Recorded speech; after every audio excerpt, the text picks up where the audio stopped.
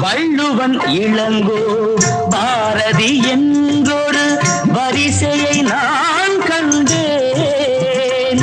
அந்த வரிசையில் உள்ளவர் மட்டுமல்ல, அட நானும் ஏமாந்தேன். ஆத்திரம் என்பது பெண்களுக்கெல்லாம் அடுப்படி வரைதானே. ஒரு ஆதிக்க நாயகன் சாதிக்க